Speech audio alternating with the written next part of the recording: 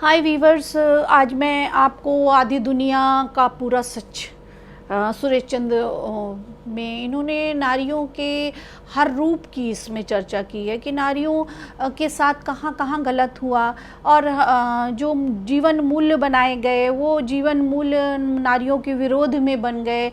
और उन्होंने ये कहा कि जैसे ब्राह्मणवादी सोच होती है, दलित विरोधी सोच होती है, नारी विरोधी सोच होती है, ये सारी सोच के बारे में उन्होंने अपनी पुस्तक में लिखा है कि आखिर नारी की जो अशक्तिकरण है उसका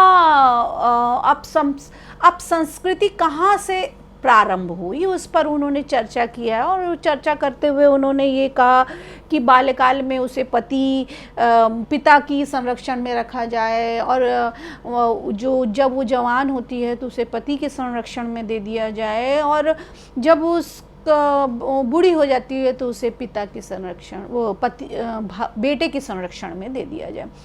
इस प्रकार से बहुत सारी बात है कि क्या उसे बॉडीगार्ड की आवश्यकता होती ही है।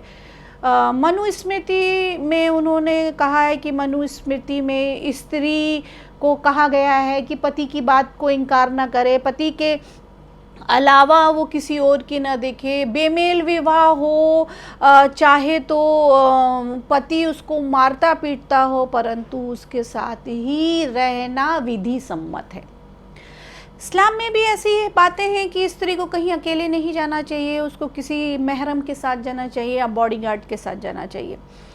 तो क्या स्त्री अपनी रक्षा स्वयं नहीं कर सकती? तो अर्थात इससे ये पता चलता है कि बहुत धर्मों में जो अब संस्कृति प्रारंभ हुई उसमें ये कहा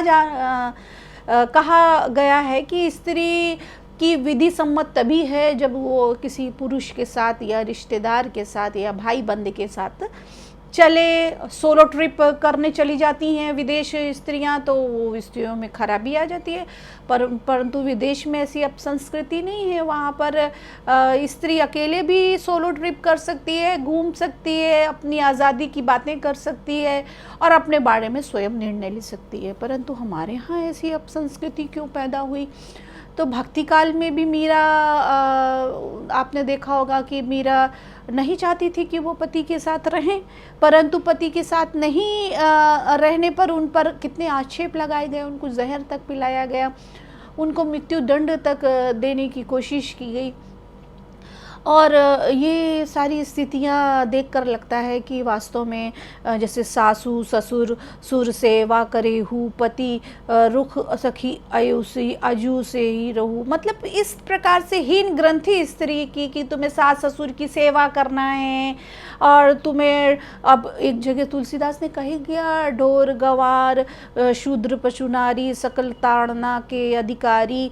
बताइए, ये अद्भुत बातें जो स्त्री के शान के खिलाफ है, जो स्त्री के अस्तित्व के खिलाफ है, वो भारत देश में स्त्री की शोचनीय अवस्था की अपसंस्कृति, सुरेश चंद्र जी का कहना है कि वो वास्तव में हमारी जो संस्कृति अपसंस्कृति हुई है वो उसका कारण वस्तुतः हमारी मनुस्मृति है, हमारे धार्मिक वो है, हमारे समाज की परंपराएं हैं। और इससे स्त्रियों के अंदर हीन ग्रंथियाँ उपज गईं जो आज तक नहीं निकल पाई हैं, उनका जीवन असहज हो गया और वो कभी भी सहज जीवन नहीं जी पा रही हैं। और भारत में स्त्री की शोचनीय दशा बनाने वाले लोगों में बहुत सारे परंपराएं, बहुत सारे ग्रंथ जिम्मेदार हैं। पुरुष वर्चस्ववादी संस्कृति, सामंती व्यवस्था और शास्त्र, उनका मानना है कि ये सारे चीज़ें जो स्त्री को असहज बनाती हैं उसके लिए जिम्मेदार हैं।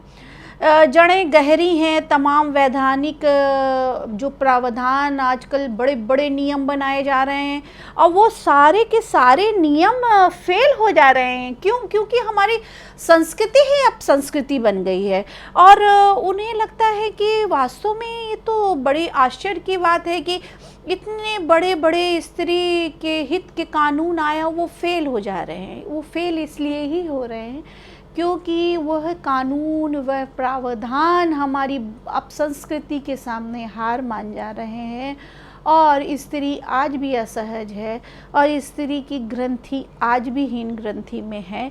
तो इसके लिए उन्होंने हमारी प्राचीन समस्याओं को, परंपराओं को, ग्रंथों को और धर्मों को जिम्मेदार माना है।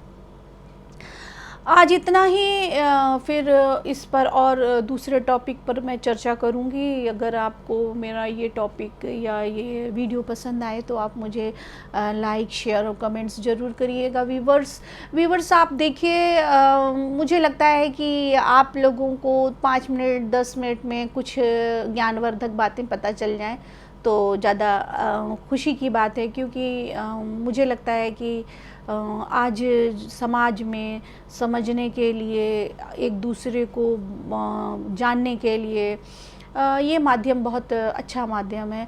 तो आप मेरे वीडियो को पसंद करें, लाइक करें, शेयर करें, तभी मैं समझूंगी कि आपको मेरा वीडियो पसंद आया। Thank you viewers, thank you very much मेरा हौसला बढ़ाने के लिए। Thank you.